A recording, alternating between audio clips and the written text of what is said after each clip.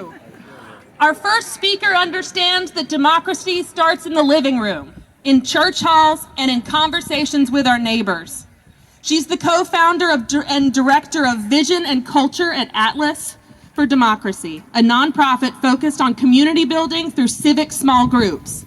She's dedicated her life to strengthening democratic engagement from the ground up.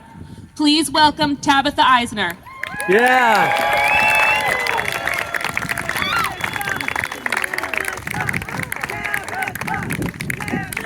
It is so good to see y'all today. So being here today, I just want to say it isn't going to change the Trump administration. If you came here thinking this was going to change the Trump administration, you're going to be disappointed. It's not going to change the Trump administration, but I'll tell you what, I am not here for the Trump administration. I am here for you. I am here for you, my neighbors, and I am here for my family, and I am here for my child, and I am here for our neighbors who are sitting at home wondering how this event is going, but aren't quite brave enough to show up because they see what happens to people who are brave. I'm here today for the people, and I know you are too. We are here today for the people who are sitting at home saying, I voted for him, but I didn't know I was voting for this. And those people don't think they can come here today. They don't think they'd be welcome. They don't think there's room for them. They think if they spoke up and spoke out, they would be ostracized from their community. And we have to show them that there's a whole community right here waiting for them, eager to stand in solidarity with them.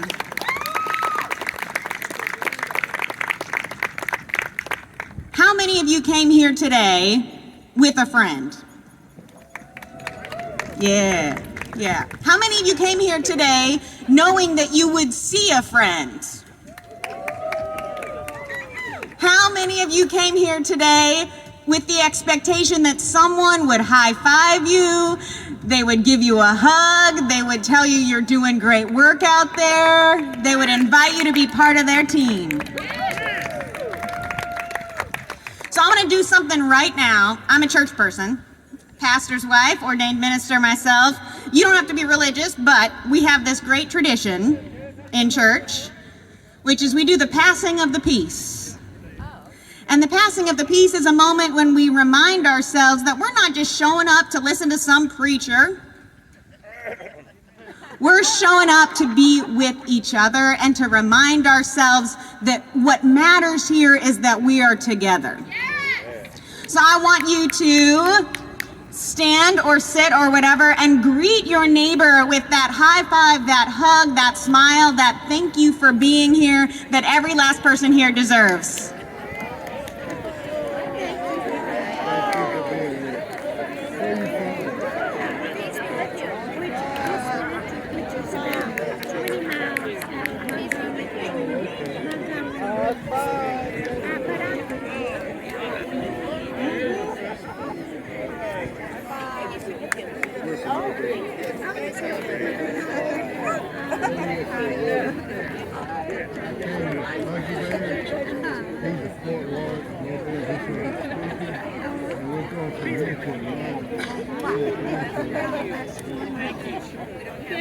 I see so many smiles out there, y'all. It feels good. Good trouble. Thank you. That's right. It feels good to be in community. All right, so y'all come on back to me. Come on back to me. But in between speakers, anytime we got a moment of silence, a moment of waiting, I want you to turn to a neighbor and tell them how much it means to you that they are here today. Here's the deal. Community is the antidote to apathy. Every time you start feeling like ain't nothing can be done, and none of it matters, nobody cares, anytime you start going down that doom scrolling hole, all it takes is a call from a friend, a text from a friend who says, do you want to get lunch? You want to go to a protest? You want to go to a book reading? You want to go to a meeting of any kind? That is what pulls you out of the apathy and the cynicism and the despair. If you're like me and someone has done that for you, I want you to take a minute and make sure you're someone who is doing that for other people. Because the people who are here today, we saw, have those connections. Pretty much everybody said yes to that. But those people who are not here today, those are people who have not gotten a phone call from a friend, who have not been pulled out of their apathy and rescued from the doom scrolling. And those people need you. You. They need you to pull them out of it and to tell them that more is possible in this country. More is possible in Alabama. We do not have to be alone. I don't call myself a blue dot. I don't feel like a blue dot. I look around this space and I feel like a big, powerful wave. Because I have all of you. And I want you all, anytime you start to feel small and ineffective, to remember that it is because of community that we have democracy. We are not lemmings who simply do what our overlords tell us to do. We are a self-governing people. But we don't do that alone in our bedrooms in front of our phones. We do that out in public. We do that by getting together and spending time together. And so my challenge to you today is to take that goal seriously. Go find some people, invite them out for lunch, invite them out for coffee, go watch a documentary together, go bowling, whatever it is. It doesn't have to be deep. What it has to be is hopeful. It has to be together. Thank you for being together with me today. I would never be anywhere else.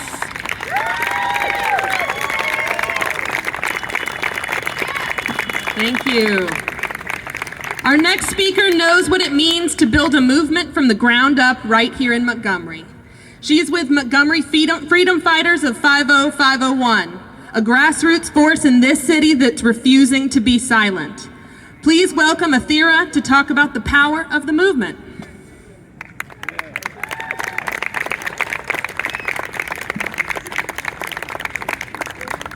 Hey y'all, how's it going? You've already seen me once, you're gonna see me again, but this is probably the last time. For today. Unless they make me give another safety speech. I want to talk about how this movement has grown in the city of Montgomery. It is amazing. I came out last March 4th when this movement started growing. I heard about 5051.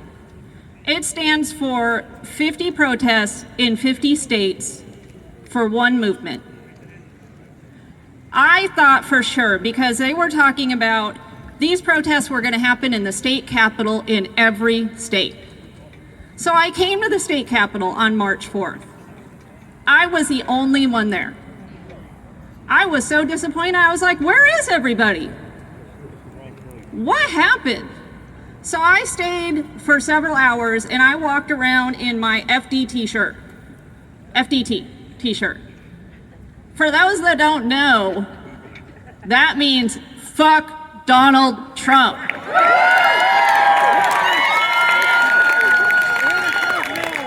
That also happened to be the day that the state legislature was convening their session. That was their picture day too. I so wanted to jump in front of their picture. You don't even know how bad. But I stood there proudly in front of them in my shirt, and I hope to God that they understood what my shirt meant. I had a couple of them that looked at me and turned away. I'm pretty sure they knew what it meant. But that was where this movement started in Montgomery. I got onto the Reddit for 5051 and I was like, what the heck? Where was everybody? Who is in charge of Montgomery? There was no answer. So I said, you know what? If nobody's in charge, I guess I'll do it.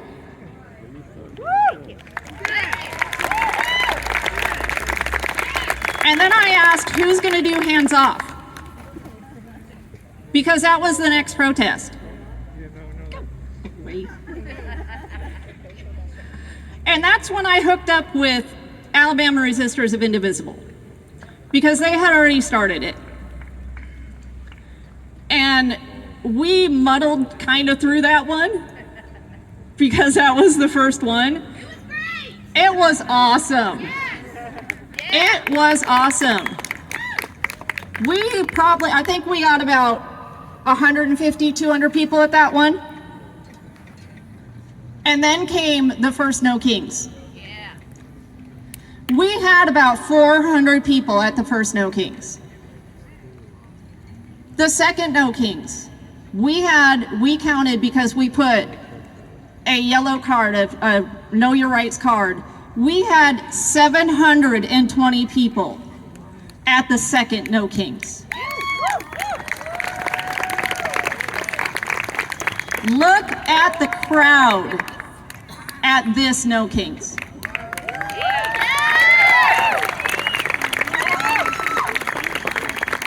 This is a year later from me being the only person at this Capitol on March 4th of last year.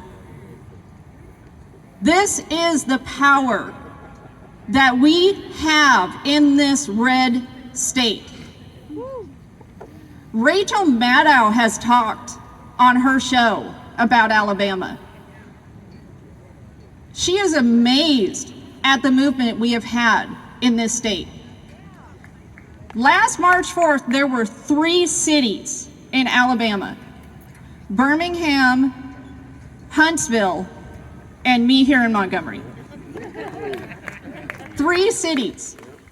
Today we have 22 cities.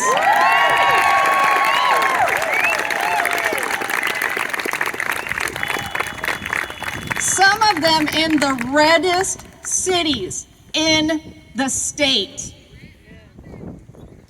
Alabama has grown so much with this movement. It is amazing. This is what we have done. I have met so many people with this movement. I felt so alone at the beginning of this movement. I felt so alone when I moved to this state. I have met so many people. I have so many friends in this movement, and I count everybody here as a friend. Every single person. I would love to meet everybody here. I would love to count you all as friends.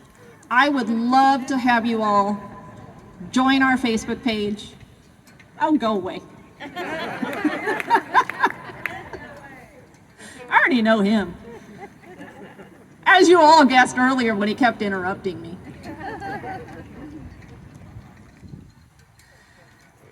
If you join, if you go to our tables, if you go to the 5051 table, if you go to the Alabama Resistors table, if you go to the Poor People's Campaign table, please join our movement.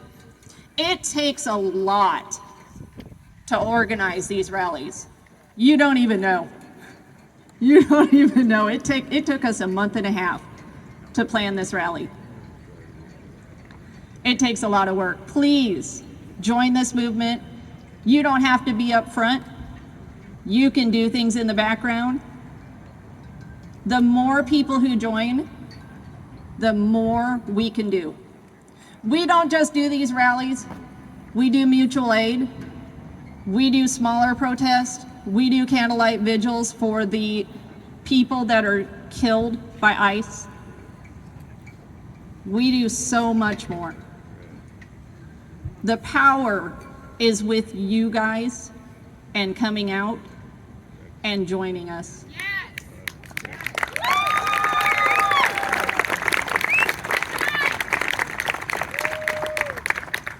I have, believe me, building up to these, I get so much tension when I go home at the end of the day.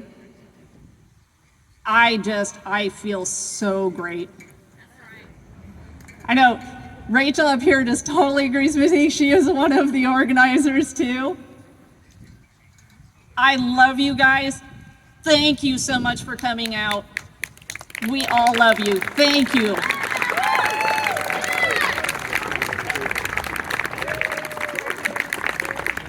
Next, we're going to hear a reading that speaks to who we are.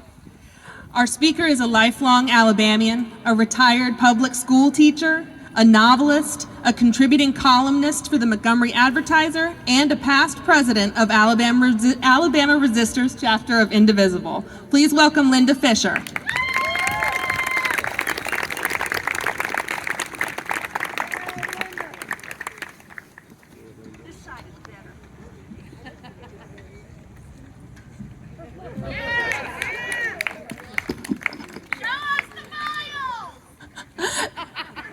I think if Lisa wants to meet everybody here, she's going to be busy.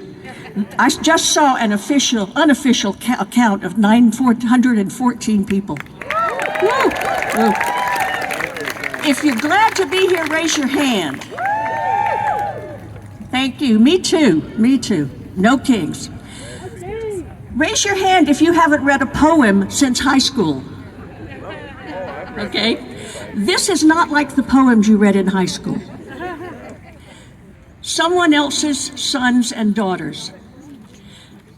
And if you know who I'm talking about, raise your hand when you figure it out. Never one for military duty. He's always been more about the booty. In business, he's slick. Loves the thing that makes him tick. Love of money, love of fame. It seems to him a crying shame to lose a limb, or maybe his life, to lose a soldier's path he would never choose. Forget all the lies about blood and soil. He's in it for the glory and the oil. All the while his flashbulb smiles distract us from the Epstein files. Venezuela and Iran, we sympathize. He's waging war to win a peace prize. So wake up from oblivion, rise up. You've slept way too long already, eyes up. Or see your children scattered to the wind by madmen in a war you cannot end, in a world where you have no friend. Because he will not ever be satisfied till everyone else's dreams have died. He'll holler, fight, fight, fight, but never wonder if he's right. And he'll never say, it's all my fault. He's a man who keeps his conscience in a vault. He's sending someone else's sons and daughters to the hellscapes and the slaughters. He fills his pockets with more and more, and other people's children go off to war. Thank you.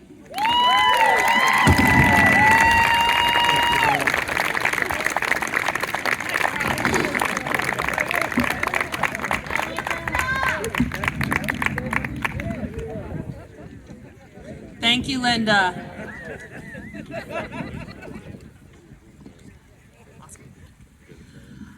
Our next speaker is one of the people on the front lines of defending the very populations that this administration is targeting.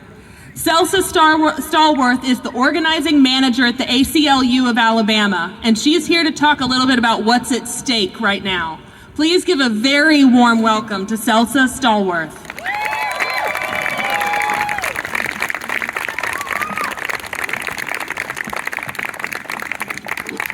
Thank you, Janie. Thank you. Thank you. See, I come to these spaces and I'm rejuvenated. I'm down on the front line, down in the trenches every single day, right? My name is Celsa Allende Stallworth, and I am an immigrant, okay? I want to start off today thanking you all for being here. I did a round a few times and I met people from a lot of different states. I want to call out, there is some teachers from a conference here, from Kansas and from California. Thank you for showing up. I met someone from Switzerland. I'm like, wow, you're on vacation, you're here? Wow. So we actually have quite a people that are on vacation and they decided that this is where they're gonna spend today at. So, calling you out, thank you for being here. I bring that up because that shows the commitment. That shows what you're doing here, why you're here. You're going to forget what I'm saying to you today, but you're not going to forget how I made you feel. So that's why I want to thank you all and want to make sure that you yourselves know that you're here because you know something's wrong. You feel it, and you have that drive that you want to something to change. And we're going to talk about how we're going to do that after today. So, I am an immigrant. I am an Alabamian.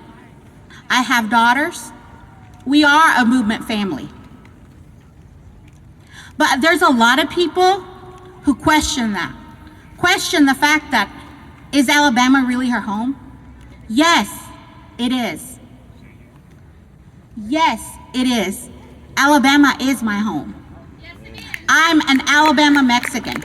This is my culture. Why am I wearing a bright yellow dress? Because it's my culture. And I'm gonna celebrate it.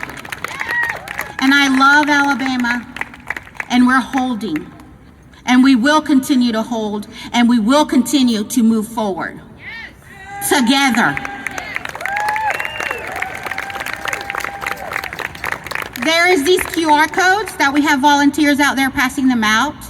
This will take you to a landing page that will assist you and tell you about great organizations throughout the state that are doing the work for the people, with the people, and next steps. Again, a QR code. People are passing them out. And I do want you to show that to someone else, right? We want you to engage with other people. Yes. Yes. Yes. Yes. So we have people that are just happy to see us here. That's right. Yes.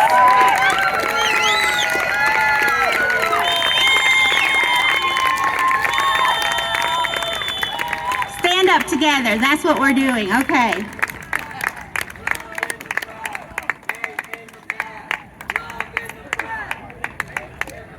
We got it. So let me tell you something about protesting. As immigrants in Alabama, sometimes we're told to be silent, to keep our head down and to go forward, because that's how we're going to survive. But let me tell you, that doesn't work. We're out here, I'm out here because silence is not making this work. We're going to raise our voices and we're going to raise them up together. That's right, that's right. People are trying to silence. When we hear that there are hospitals closing down in rural Alabama, that our voting rights are being taken away from us. And this is happening here, right over there at that state house every single week. So what are we gonna do? Let me tell you an action item that you can do next Wednesday, April the 1st. We have the Alabama Voting Rights Lobby Day. At 10:30 in the morning, we will be at that state house fighting for our voting rights. We want every single one of you to come by right here next Wednesday at 10:30 in the morning, a lobby day. We will be talking to our representatives. How? We tell them, how are you making me feel? Why it's affecting me? Bring your story. Your story is the most impactful. Your story is going to be the one that you're going to be able to voice the best when you're in there speaking to your representatives. I live in Birmingham, right? I can speak on Birmingham. I can speak on the schools on Birmingham. I am a mother. I can speak how their decisions, the school board, is going to affect my children. When I'm in Montgomery, my space is to step back and make sure that the Montgomery mother has a space, that the Montgomery mother is able to speak on what's happening in Montgomery. Right?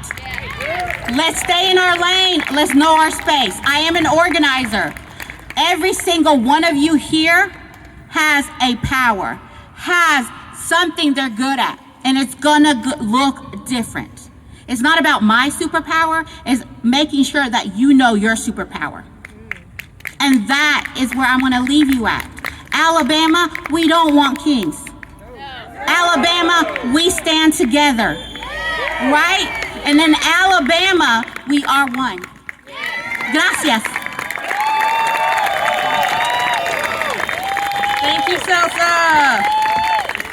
So, in the spirit of our friends from South Carolina who just drove by to give us some love in the back, we are going to all have a little bit of audience participation and do some chants together. Get the blood flowing a little bit before we have our next lineup of speakers. Lillian and Ronnie from Voices of Change Montgomery are going to lead us. So everybody get ready to raise your voices with them. Okay, y'all, I'm a little sick right now, so we're going to... All right. No ICE, no KKK, no fascist USA. Repeat, no ICE, no KKK, no fascist USA. No ICE, no KKK, no fascist USA. No ICE, no KKK, no fascist USA. No ICE, no KKK, no fascist USA. Silence is violence. Repeat, silence is violence. Silence is violence. Silence is violence. Silence is violence. Silence is violence. Silence is violence. Silence is violence. No kings, no chains, our voices remain. No kings, no chains, our voices remain. No kings, no chains, our voices remain. No kings, no chains, our voices remain. No kings, no fear, the people running here. Repeat, no kings, no fear, the people running here. No kings, no fear, the people running here. No kings, no fear, the people running here.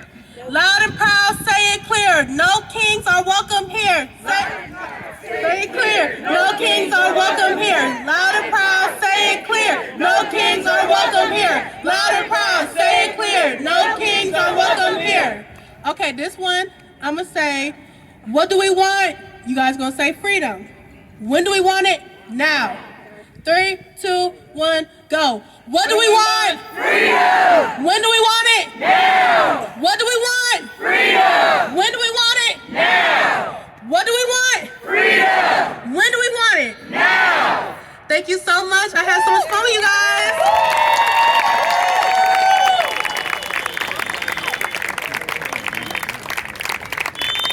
Thank you guys, and thank everybody for chiming in. Our next speaker has been a cornerstone of the Black Lives Matter grassroots in both Montgomery and in Birmingham. His work bridges cities, builds coalitions, and reminds us that none of us are free until all of us are free. He's a DEI consultant, and he's a veteran of the Iraq War. Please welcome Travis. Travis! How y'all doing? When I say more people, I want y'all to chant back more power. More people? More people? More people? Thank y'all for being here. It is a very powerful testament of resistance. I think it is very important for us to understand that in this state of emergency, during this hypocrisy of our democracy, that we cannot express any state of complacency whatsoever. Where there is more people, there is more power. As someone who has been arrested twice for exercising First Amendment rights, I want to remind you that resistance is not performative. It is persistence with direct actions. As the newest freedom fighter ancestor, Claudette Colvin, would state, when it comes to justice, there's no easy way to get it. You can't sugarcoat it. To begin dismantling injustices, you must leave your comfort zone. I encourage you all to just not only identify, but strategize with your white privileges for those without your privileges. Because I know y'all are doing it right now. So be the groundbreaking difference. Thank y'all. As an Iraq War veteran with a fearless anti-war stance, I spell the word America with 3 Ks, not 1 C. Because America has always been guilty of domestic terrorism. I am referring to the local and national lawmakers who did not speak up against the Pentagon seeking $200 billion to fund U.S.-Israeli genocide. Shame! Shame! The war in Iran, like all American began wars, is capitalism in real time, with harmful solutions that increase economic pollution. So my message to those war supporters, including state legislators and national secretaries like Pete Keggs-Breff and Marco Rubio, until you're brave enough to send your loved ones to war, then shut up about being patriotic.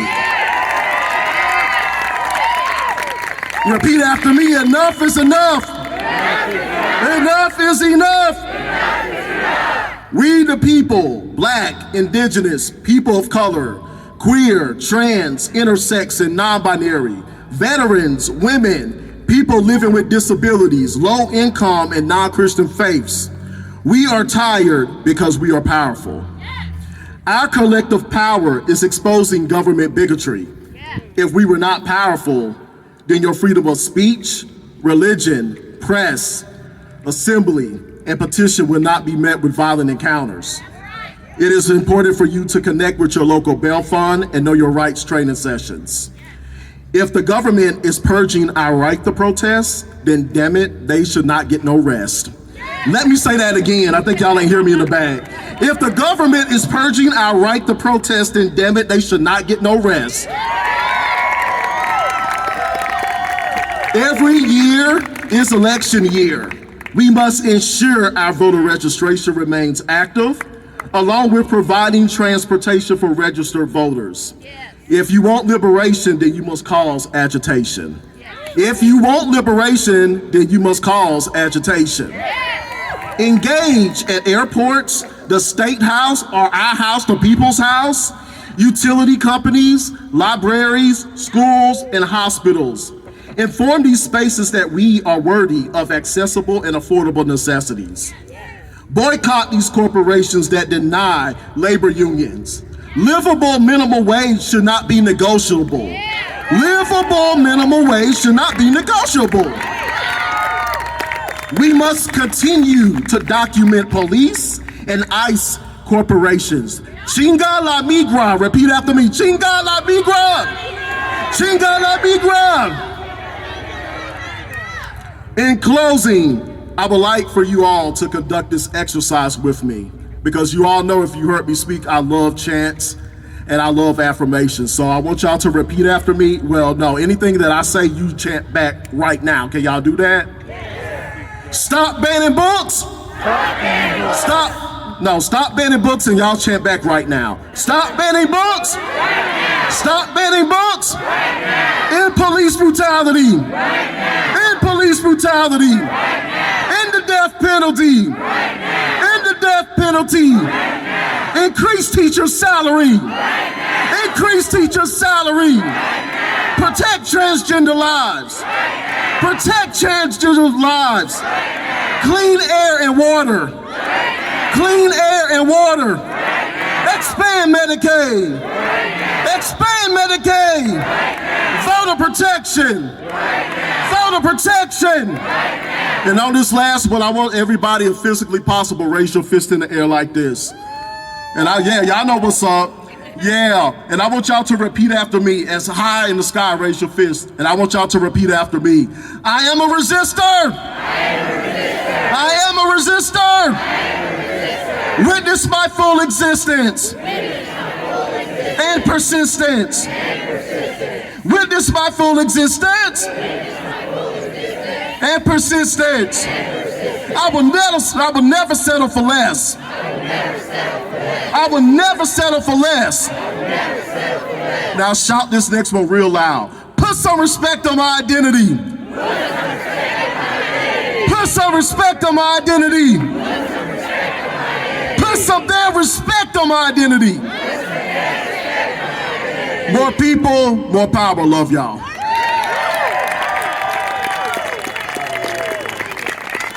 Thank you, Travis. Okay. Sometimes the truth hits a little harder when it rhymes. Our next speaker carries that gift. Alex Lofton, known as Huggy Bear, is Mobile's 2026-2027 Poet Laureate and an organizing member of the Alabama Poor People's Campaign. He's here today with a reading that'll put a little bit of fire in all of us. Please welcome Huggy Bear for a reading of Get in the Game.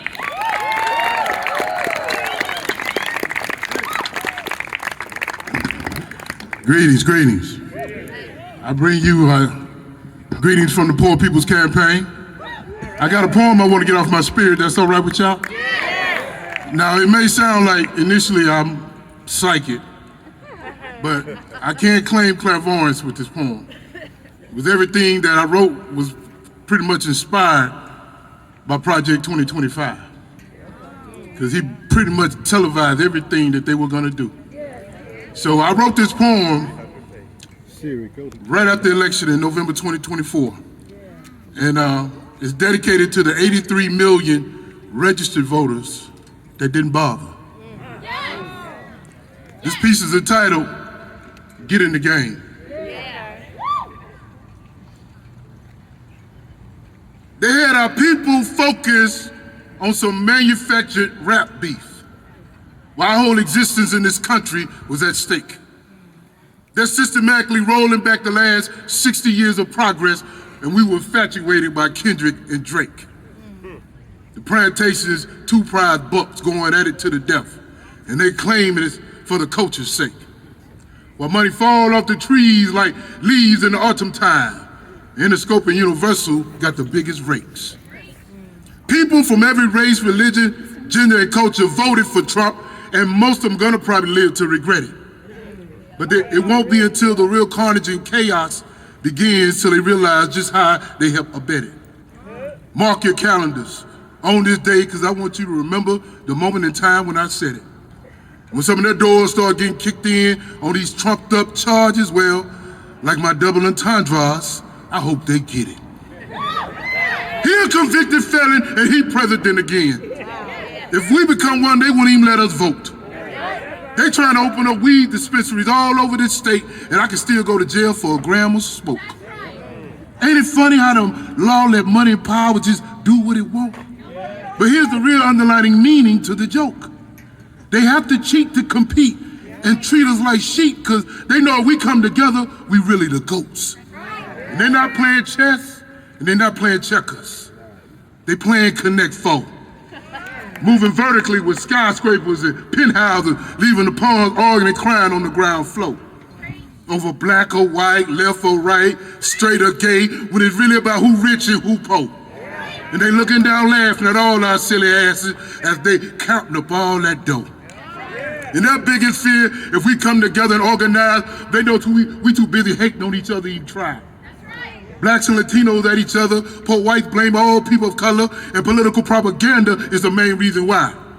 Meanwhile, the corporations is busy turning all the jobs over to automation, robotics, and AI. And while we bicker and delay, they install more and more every day, watching our biggest leverage against them go bang, bang. Didn't you know? White folks the real oppressed ones in this country. That's why they're getting rid of affirmative action and DEI. Meanwhile, legacy, nepotism, good old boy network, still at an all-time high. You see, corporations and white supremacy working hand in hand. To stay in power, they have to perpetuate the big lie. To keep us overworked with a lack of funds, fighting over the crust and the crumbs so they can make off with the majority of the pie.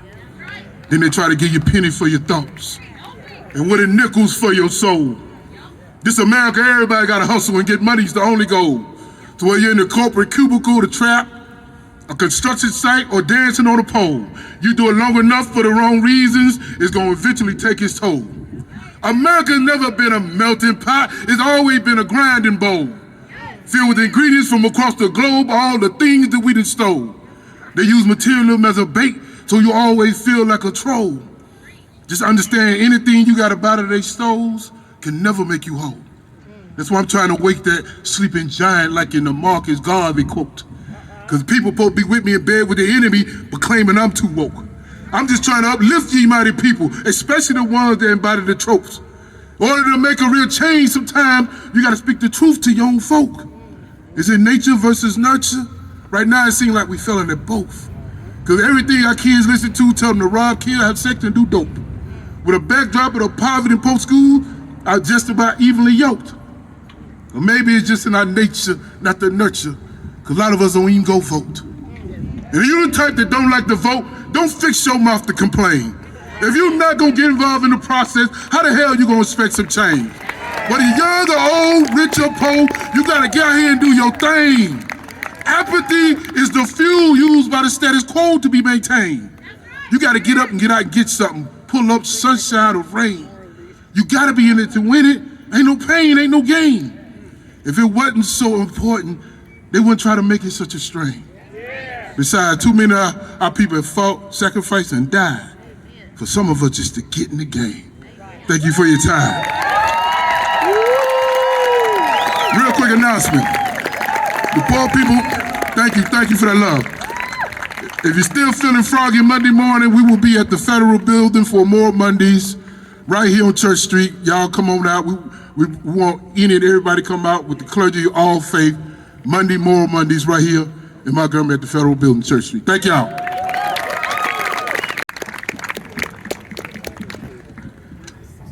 Our next speaker has built his career making sure working people have a seat at the table.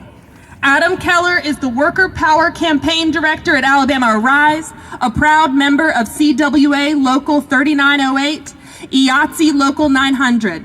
He fights for the people who build, serve, teach, and keep this state running. Please welcome Adam Keller.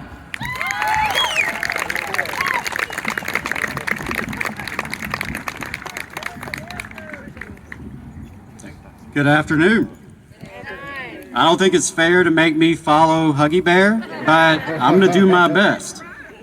I'm a father, a husband, a lifelong Southerner, and I'm proud to be a union man. In the labor movement, we have an old saying, an injury to one is an injury to all. Some of us really do believe that, and that's why I'm here today. You know, our state's leaders love to talk about how great we are for business, but we don't talk enough about the workers who face some of the worst conditions in the entire developed world. Oxfam recently released a list of best states to work in. They ranked Alabama number 50. That ain't right. It could be better. It has to be better. I don't know about y'all, but I'm tired of Alabama being at the bottom of everything good and at the top of everything bad. A better Alabama is possible, but only when we come together and fight for it. We're gonna need a lot of people power. Let's be honest, we're gonna need a lot of people power. But when we look back at our history, it's always taken people power to win positive changes. Labor rights were not simply given to us. They were not easily handed out. Like women's rights, civil rights, all of our human rights, it took everyday people organizing to make these rights. So if we're to win the better state that we deserve, if we're to win a future that we can believe in, we need a mass movement of everyday people, uniting the working class majority, defeating bigotry through solidarity, and taking on the big money interests that have so dominated our state. We need the kind of people power we haven't seen in generations. We need a mass movement rooted in love and justice that can fight back against the forces of greed, poisoning everything from our politics to our planet. I wish I could say this would be easy, but building worker power in Alabama is a difficult, complicated project. But never has this work been more important or more urgent. We are living in the most economically unequal time in modern history, a time when so few have so much, while so many are scratching to survive. We're in the richest country in the history of the world, yet hundreds die each day from poverty. And too many of our leaders, our so-called leaders, would rather bomb children than feed them. Now, more than ever, we need a stronger labor movement that can defend our families, our freedoms, and our security. Because if not now, then when? If not us, then who? We are at a time in history, in this moment, where poor and working people and people of goodwill everywhere are called to work together across our differences, We have to unite around our common interest, because when we bring more and more of us together around our common interest, we can do amazing things. I believe we can transform this state. Do y'all? I think we can organize and we can win living wages and paid leave and a voice on the job and a dignified retirement and better health care and safer workplaces and safer communities. We can organize and we can win public services for the public good. We can finally fix our broken criminal justice system, and we can uplift the least of these. We can choose kids over corporations, peace over war, jobs over jails, people over profits, need over greed. We can do all that and more when we build a mass movement big enough, diverse enough, and strong enough to take on the powers that be and shake up the Southern status quo. So I'm going to leave you with this. Organize your workplace, organize your campus, organize your church, organize your neighborhood, organize your family, because we need all hands on deck. With your help, we can grow the people power it's going to take to win the better Alabama and the better world that's not only possible, but necessary. Solidarity forever, y'all.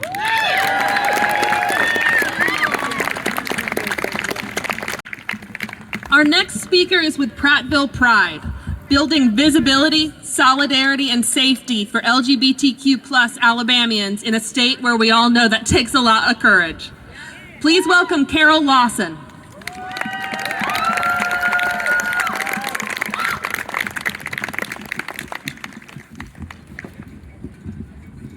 Thank you. I'm tall, guys. How are y'all doing today? All right. Are y'all braving the heat? You came out here. It's a beautiful day. The sun is a little hot, but we are so glad y'all are here. What a great turnout.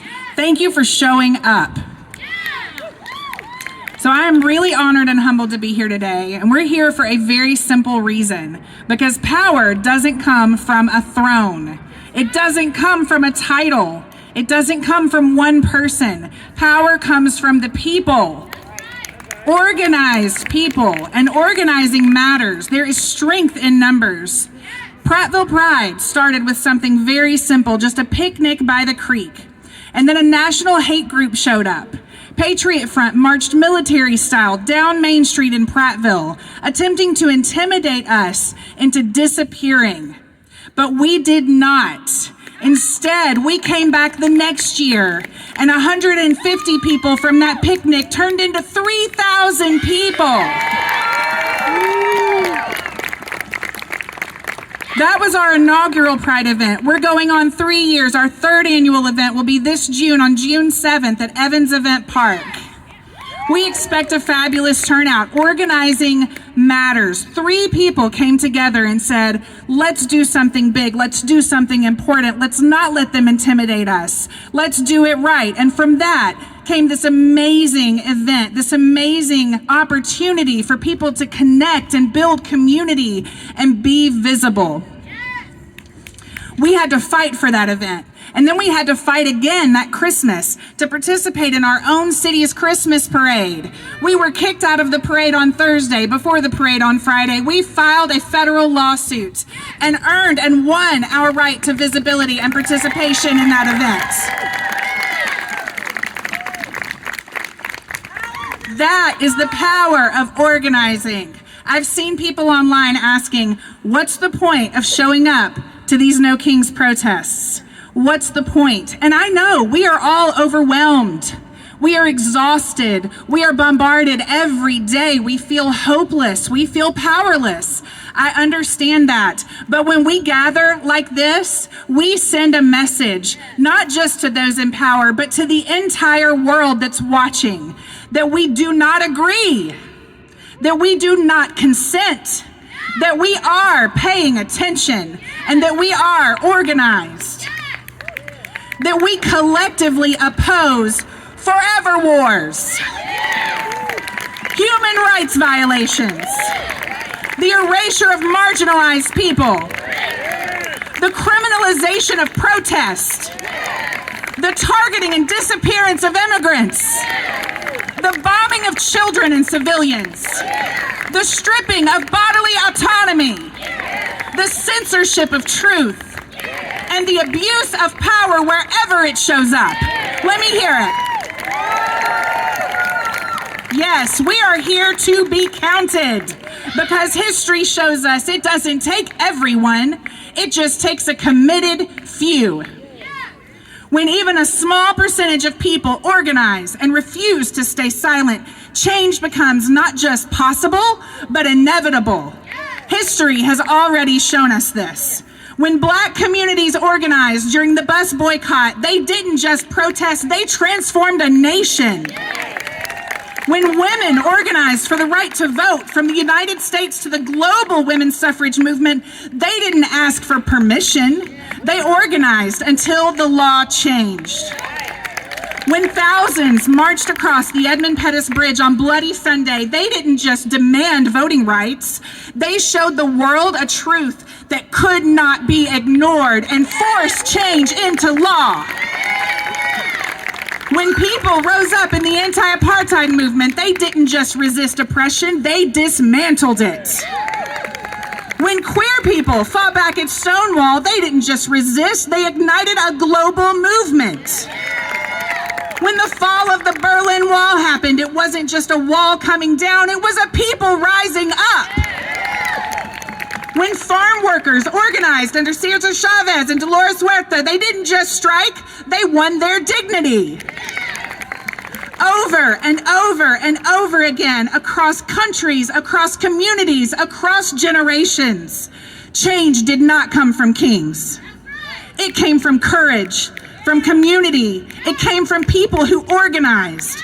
And that is what we are called to do now, not just to show up, but to link arms, not just to speak, but to build power, not just to hope, but to organize, because our future depends on it. Say it with me, the power of the people is stronger than the people in power. Again, the power of the people is stronger than the people in power. No kings, just us. Just us. No kings, just us. No kings, just us. And guess what, guys? We are more than enough. Thank you.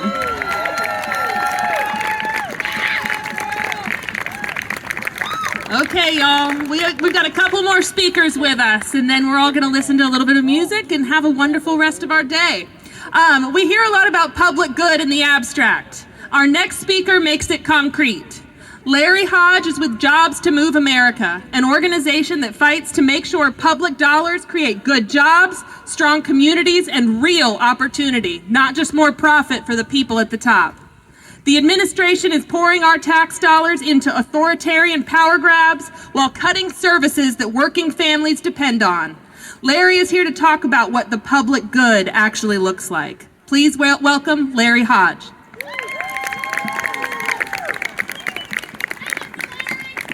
Hey! And Tara said she was tall. And I'm not. So here we go. Good afternoon, loved ones. I didn't write that. I actually got that from an incredible jazz singer by the name of Gregory Porter. If you don't know him, don't sleep on Gregory Porter. But he says that to his audience as he's taking the stage, and it's like, I thought it was appropriate because he says it as we are family, and I consider you my family, and we're about to have a conversation. So, again, good afternoon, loved ones. Good afternoon. My name is Larry Hodge. I'm the managing organizer of Jobs to Move America Southern District. And it's truly an honor. It's a privilege to be here with y'all today. You know, I've attended two of these rallies, and the last one that I attended was on October the 18th, and it was in Oxford, Alabama. And that time, I was really impressed because somebody mentioned it earlier, these small cities in Alabama, this ruby red state, that you have this kind of participation is really, it's something. But when I look out here now, right, this is something. And I want us to do something just for, if nothing else, for the sake of our welcoming committee who, have they gone? Let's give ourselves a hand for this moment, for being here in this moment right now. Thank you, thank you. So I'm going to say this now. When I was first contacted about this, they said that it was about, my piece was going to be on labor movement, and Adam just came up here and slayed that. Then they said it was about public goods. I thought that was pretty good. I mean, then Tara came up here and almost hit on every point that I was going to make. But I ain't got another speech to write right here, so we going with it, y'all. So I think JMA, as part of our core mission and guiding framework, public goods for the most public goods is one of our in the mission statement. And JMA's overarching vision is a nation where public funding helps build an inclusive, sustainable, and worker-centered economy. So starting with that, I want to give you a definition of public goods, right? And it says a public good is an essential service or resource that benefits everyone. And I capitalized that and put it in bold print. Because the next sentence says, without limiting its use by any individual. Wow. and it's starting to paint a picture now. So let's look at some of the examples of public goods, like public education, data and civil rights, healthcare access, labor rights and social safety nets. There's no coincidence that these things and these type goods were some of the first things that Project 2025 seek to dismantle, right?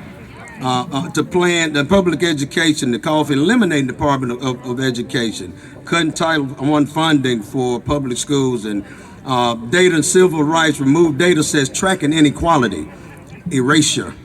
If there's no record of it, it never happened, right? Shut down civil rights offices and restrict diversity at DEI DEI efforts at universities. Healthcare, according to the CBO, from 13.7 to 16 million people are projected to lose their health care because of the Medicare cuts and so forth that this administration is doing, okay? Labor rights, Adam hit it on the head. It proposed cutting overtime protections for workers, restricting union power, and decreasing SNAP benefits for our social safety nets. Now, it's no coincidence, again, that this is happening. And if you kind of an older person like myself, you know, and if you're a study of history, that it's almost like history is repeating itself. And I mean that by saying we are now faced with having to defend these same rights and these same humanities that we've had to do in the past, right? And Tara came up here, and I'm going to keep going. I told you, I can't write another speech right now. So, but civil rights movement, you know, in the 50s and the 60s, widespread public action, such as the Montgomery bus boycott right here in Montgomery. 382 days, almost 90% of all black people in this city refused to ride the bus. Public action. This is what forced them to change. When the people stood up and said no more. Somebody said that already, I'm sorry. The March on Washington, 1963. It was direct pressure of that march that forced the government to pass the Civil Rights Act. And make no mistake about it, that is under attack right now with this administration. Believe me, we are here defending the Civil Rights Act and the gains and the privileges that we've enjoyed for the past 50 plus years, right?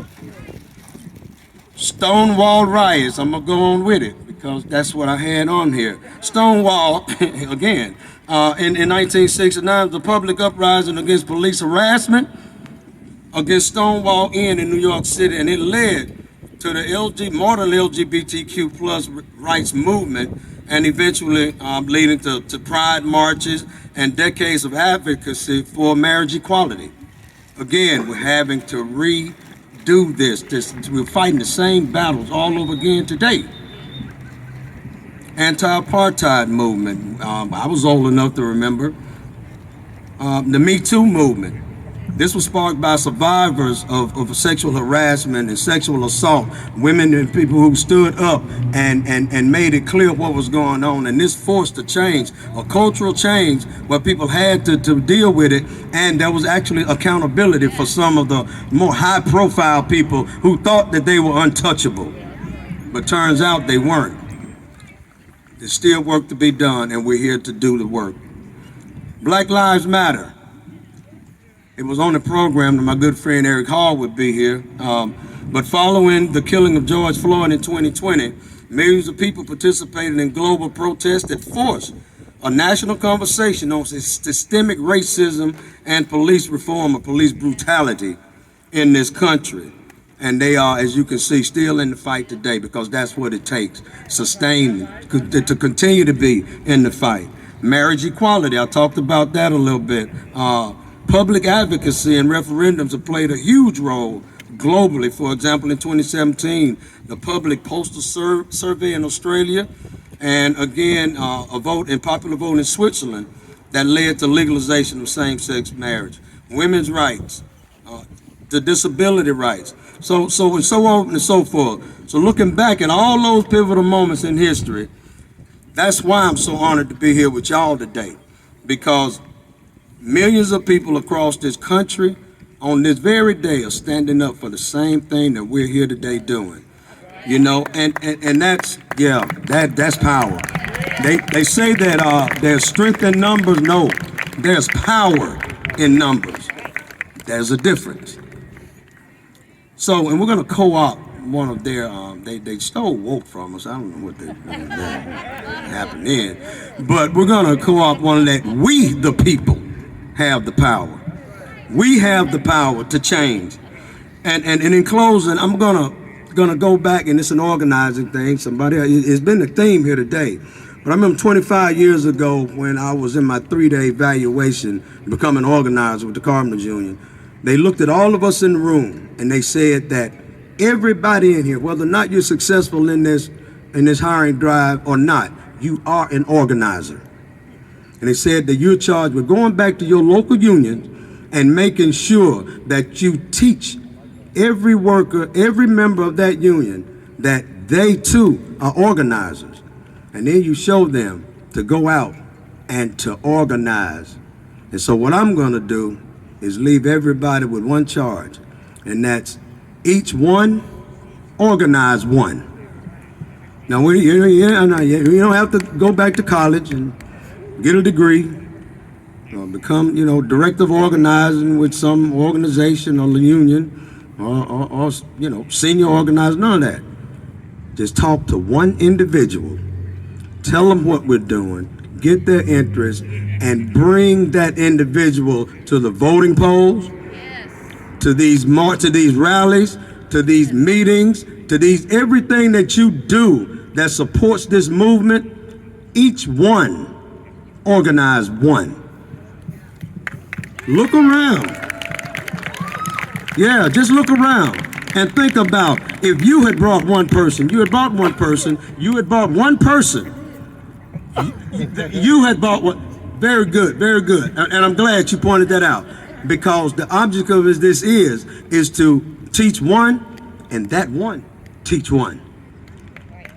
And that one teach one. And that one teach one. And we keep it going. And this builds power. And the kind of power that says that, yes, we have the power to stand together, to stand up and say, no thrones, no crowns, no king. More people! More power! More power! More people! More power! More people! More power! More people! More power! Okay, we're wrapping up here. I'm going to make a couple of just real short announcements before our final guest speaker, and then we'll have some music to play us all home. Before you head out today, just wanted to remind everybody that leave the area in an orderly way. Be careful on the sidewalks. Walk with a buddy. Anything to keep y'all safe going home. And, from today into the future, stay connected with each other. Keep the movement going. Again, today is a starting point. It is not the fight. Our special guest speaker, the National Action Network was founded by Reverend Al Sharpton to fight for civil rights, justice, and equality in communities across the country. They show up wherever the fight is, and today they are here with us. Please welcome Cynthia Davis from the National Action Network. Good afternoon, sisters and brothers. Good afternoon. My name is Cynthia Davis. As you said, I am representing the National Action Network, Montgomery, Alabama chapter. A woman who has been through a lot, but I'm still standing. Yes. We are here today because we believe something powerful. No one, but no one rules over our lives. But whoever or whatever higher power that you believe in. And for me, that's God. Because at the end of the day, we all are human beings. We all feel, right? We all feel, right? Yes. We all struggle. Yes. And we all deserve to be treated with dignity and respect. All of us. Yes. There's a mindset in this world, unfortunately, there's a mindset that says power means control. That some people are more important than the other people, and that's not true. Because I came to remind you today that there are no kings here. There are no kings here. No one is above other people. It's how you show up, and it's how you treat people, even when you have to pull yourself up. That's what life is about. It's not being over someone else or controlling someone else. I've been through a lot of things, y'all, things I didn't even ask for. I'm sure a lot of you all have too, you know? But you can go through it and you can still pull yourself up. You can still pull yourself above it. When you know who you are and you stand in your purpose, you can pull yourself up. And unfortunately, we have someone that think that he could pull us down and we can't pull ourselves up, but that's not gonna happen. We're gonna keep on fighting and we're gonna keep on going. You don't have to think, you don't have to shrink. You don't have to prove yourself, because what was placed inside of you belongs to you. Whatever your high power or God gave to you belongs to you. And can't nobody take that away from you. So today I challenge you. Don't let anyone intimidate you. Don't let anyone intimidate you. Don't let anyone's position silence you. And don't let anyone's ego make you forget your worth. Okay. Now I want you to say these things with me out loud, and I want you to say it proud. I will not shrink. Come on, I didn't hear that. I will not shrink. I will not shrink. I will stand. I will stand. There are no kings here. There are no kings here. There are no kings here. There are no kings here. Thank you very much. No justice, no peace, and definitely no kings. Thank you. The band back up, but first just wanted to add a couple of extra things. If you're on your way out, grab a card from one of the sign-in desks. Those have ways to take action. They also help us kind of keep track of the people here today. Also wanted to add that tomorrow, the New South Bookstore, which is just right down the street over here, is going to have a book signing with Michael Brownstein. His book is Somebody Should Do Something. That's tomorrow at 3 p.m. If you want to hear from, an author that's speaking on this movement and get inspired and, again, find some more community. But thank y'all very much.